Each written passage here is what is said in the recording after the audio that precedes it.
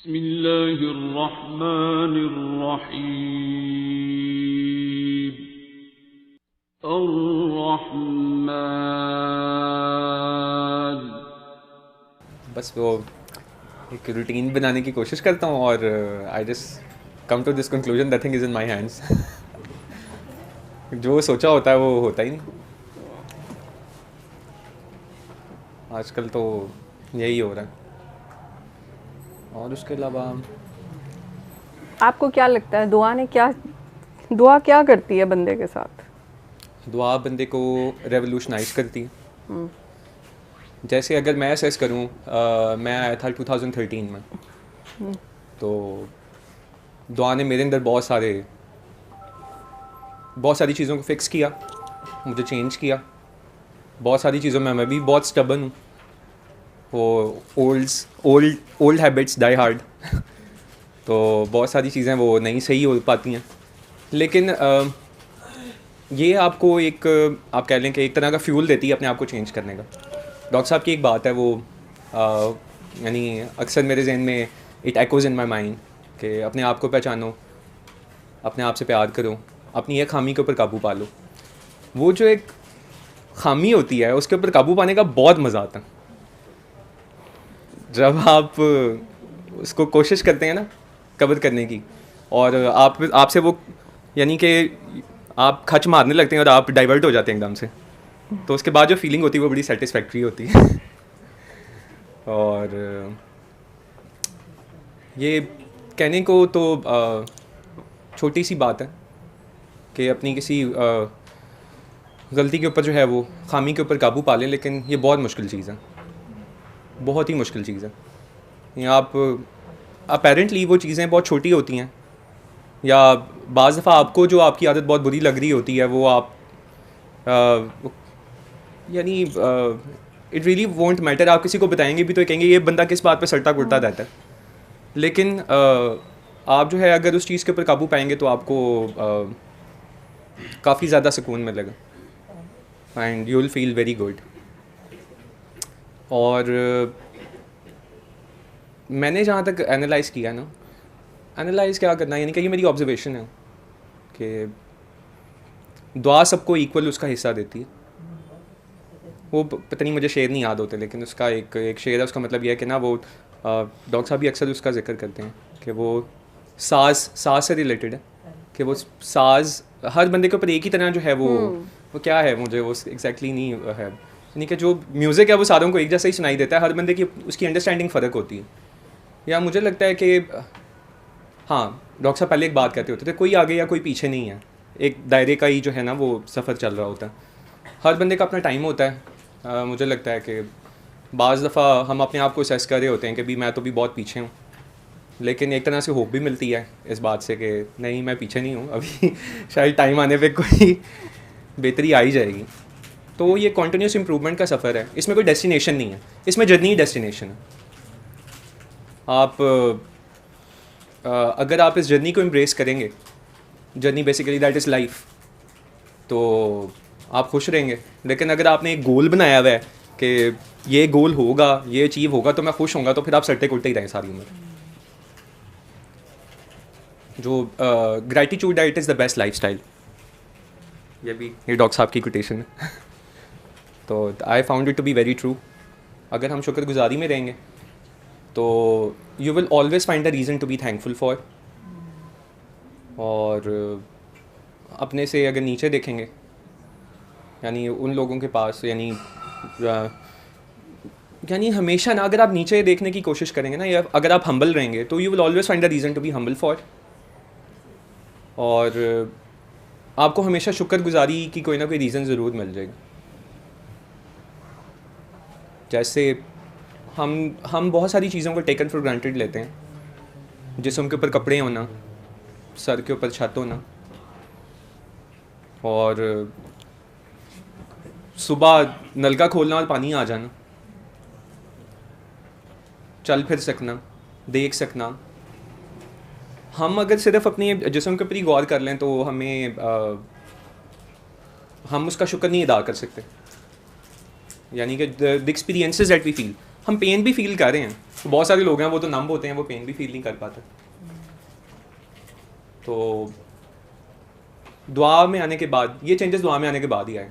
I was a very complaining child all the time, ये भी सही नहीं है तो ये भी सही नहीं है तो ये भी सही नहीं है। तो लेकिन दुआ करने के बाद कम से कम ये पर्सपेक्टिव ज़रूर आया मेरे में कि आपको शुक्रगुजार रहना चाहिए। You have many reasons to be thankful for. दुआ पर्सपेक्टिव चेंज करती है, यानी दुआ आपको अंदर से चेंज करती है, फिर वो बाहर आना शुरू हो जाता है। जैसा डॉक्टर साहब ने बहुत सारी चीज़ें बताई ना, उनसे यानी मैं तो उसको रेवोल्यूशन ही कहूँगा। जैसे डॉक्टर साहब बताते हैं कि जिस्म बीमार नहीं होता, रूह बीमार होती है। आपकी रूह कमज़ोर होती है, वो वीक होती है, वो बीमार होती है, फिर वो जिस्म पे ज़ाहिर होना शुरू होती है और उसके बाद डॉक्टर उसका कोई नाम रख लेते हैं। तो रूह को बीमार ना होने दें। दुआ में बेसिकली अंदर की क्लेंजिंग होती है ना। और जब हाँ दुआ में आप आगे कैसे बढ़ेंगे, जब आप दूसरों को दुआ करवाएंगे। ये बात मैंने खुद एक्सपीरियंस करके मैं ना, यानी जब मैंने बहुत सारे लोगों को दुआ करवाई तो उसके बाद जब मैं वो बातें उन लोगों को बता रहा होता हूँ तो मुझे खुद शर्म आ रही होती है कि मैं खुद तो कर नहीं रहा। बेसिकली वो दुआ जो है वो आपके अपने सेल्फ को रिमाइंडर होती है। आपको कोई ना कोई बंदा भी ऐसा मिल जाता है जिसको आप वो एडवाइस देते हैं जो आपको चाहिए होती है। तो मेरे साथ ऐसा बहुत दफ़ा हुआ है, यानी कि दुआ कराते हुए बंदा जो है ना वो अंदर से ऐसे ऐसे हो रहा होता है। तो और दुआ के बाद मुझे ना यानी ये पता चला है कि बातें करना बहुत आसान है, अमल करना बहुत मुश्किल है।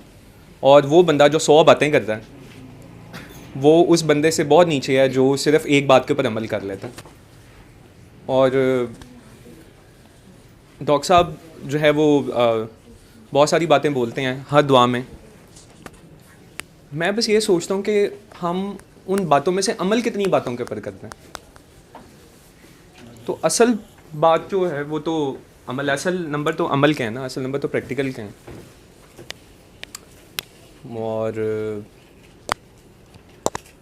और दुआ ने मेरे साथ क्या किया, और हाँ दुआ ने मुझे जो है ना, पहले जो है ना मैंने कोई नमाज़ पढ़नी ना, तो नमाज के अंदर तो बस नमाज करनी है, दुआ करनी, तो यानी कि सोचे होते थे ये बंदा है, ठीक है जी, निशाना बंदे पे लगना चाहिए। बिल्कुल, यानी शिकायतें लगानी अल्लाह ताला को कि इस बंदे ने मेरे साथ ऐसे कर दिया तो ऐसे कर दिया तो ऐसे कर दिया। हालांकि वो काम मैं खुद भी कर रहा होता हूँ।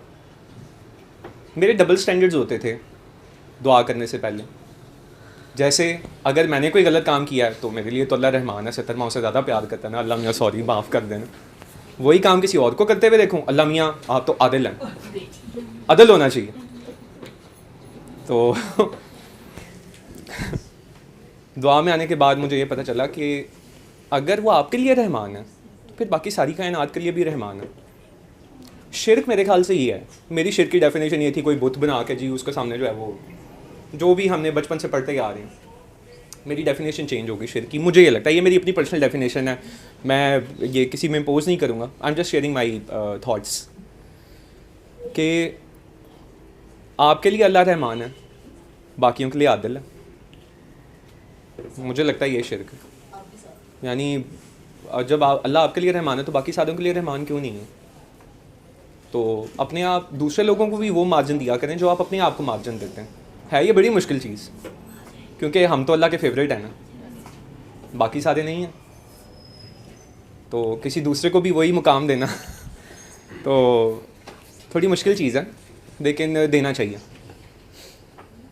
हम सब इंसान हैं, हम सबसे गलतियाँ होती हैं, तो माफ़ कर देना चाहिए। मैंने बहुत सारे ज़िंदगी में लोगों को माफ़ किया तो मुझे छुट्टी मिल गई।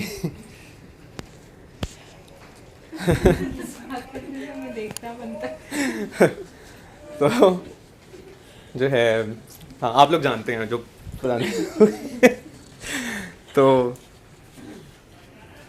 ठीक है यार, माफ़ कर दें, छोड़ दें, उनको भी छुट्टी दे दें, एंजॉय करें आप भी, क्या हो गया, कोई बात नहीं, खैर।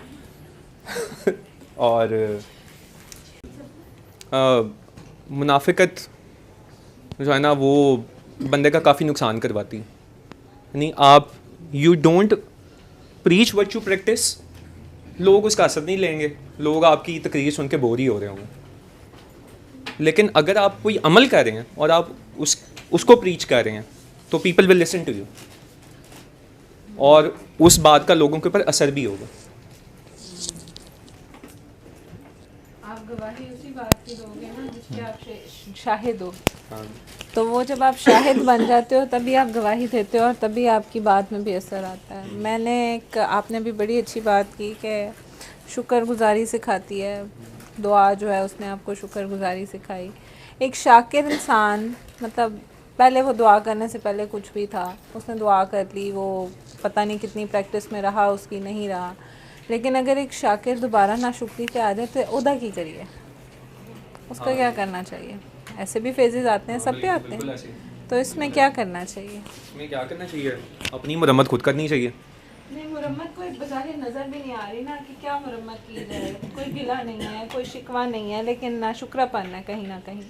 और इसमें यह भी नहीं है कि वो बंदा आउट ऑफ प्रैक्टिस है, वो किसी को कोई बात नहीं बता रहा, वो कोई दुआ नहीं करवा रहा, वो दुआ करवा भी रहा है। और लोगों को अपनी दुआ से जो कि वो करवा रहा है, लोगों की तो अपनी दुआ होगी ना, उनको उनके रिजल्ट्स भी मिल रहे हैं और उनको उनके बेहतरीन नताइज भी मिल रहे हैं, लेकिन वो बेचारा फंसा हुआ है, वो नाशुक्री में है। अब उसको वहाँ से कैसे निकाला जाए?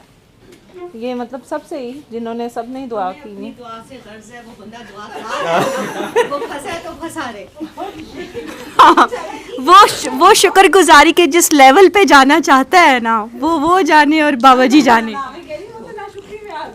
नाशुक्री में आ गया और हम उसको दुआ करा हम उसको दुआ करा रहे हैं और उसकी नाशुक्री खत्म नहीं हो रही। वो खुद दुआ करवा रहा है, फुलनेस की एक स्टेट पे जाना चाहता है ना, वो जाना चाहता है। सीधी सी बात है, उसके लिए अभी का शुक्र जो है ना उसकी नाशुक्री है, ठीक है? तो वो अपने शुक्र की नाशुक्री पे बेचारा अपने आप से लगा हुआ है, उसमें उसको क्या करना है? उसके लिए वो शुक्र थोड़ा पड़ गया। अच्छा। तो वो खुद को नाशुक्रा फील कर रहा है। अच्छा। हालांकि शुक्र तो अपनी जगह पे खड़ा है, मसला तो फील है। तो फील केड़ी किसकी रहनी है? सही बात है। फील तो आई जाती है, हाँ। ठीक है? वो आप सबकी फीलें आती रहती हैं, तो उसमें कुछ नहीं होता। उस फील्स का क्या करते हैं? कुछ नहीं, चूहे चूहे मार के हफ्ता नहीं, 10 दिन, 2 महीने, साल, उसके बाद फिर उत्थे ही था, ठीक है? केड़ा मसला है? तो शुक्र भी अपनी जगह है, बंदा भी शुक्रगुजार है। बंदे का थर्मोस्टेट थोड़ा सा चेंज हुआ है, बंदे को लगता है अब वो लेवल है ना, मतलब अब हम आईसीयू वाले जो हैं, हम कहते हैं जी 100 पे हमारे नज़दीक फीवर नहीं है, हमें आदत ही ऊपर के देखने की है। 100 फीवर को तो हमारा मतलब लिफ्ट ही कोई नहीं होती ना, चलो सही कुछ नहीं होता, खैर है, ठीक है, ठीक है। तो अब वो हमारा थर्मोस्टेट थोड़ा ऊपर सेट है। अब फीवर तो अपनी जगह पे मौजूद है। अब जिसका 99 शुरू हुआ है, वो बेचारा अगर चीखें मार रहा है तो उसका मतलब है कि उसकी फेज वो गुजर रही है कि ये ठीक है। अब आपके रिलेटिव डेफिनेशंस आ गई ना, एक का शुक्र दूसरे की नाशुक्री हो गई। उसको अपनी जगह पे लग रहा है कि इस जगह पे मैं शुक्र पे पूरा नहीं उतरा, उसने खुद को नाशुक्रा डिक्लेयर कर दिया। दूसरे बंदे के नज़दीक जो है वो शुक्र के उस मकाम पे है जहाँ पे मजीद शुक्र अभी फ़िलहाल बनता नहीं है, ठीक है? आपको आगे नहीं ले जाया जा सकता, ठीक है? तो आपका डक्का लगा हुआ है, ठीक है? तो आप इतने पे शुक्र करें। तो वो रिलेटिव टर्म्स में शुक्र और नाशुक्री एक दूसरे की अपनी जगह पे ही है, ठीक है? तो वो सब्जेक्टिव फीलिंग है, उसका कुछ भी नहीं करना, उन्हें टाइम देना है और इसको जस्ट इग्नोर करना है, ठीक है? इसमें सिर्फ इग्नोर है और कुछ नहीं। अल्लमल कुरआन खलक़ल इंसान अल्लमहुल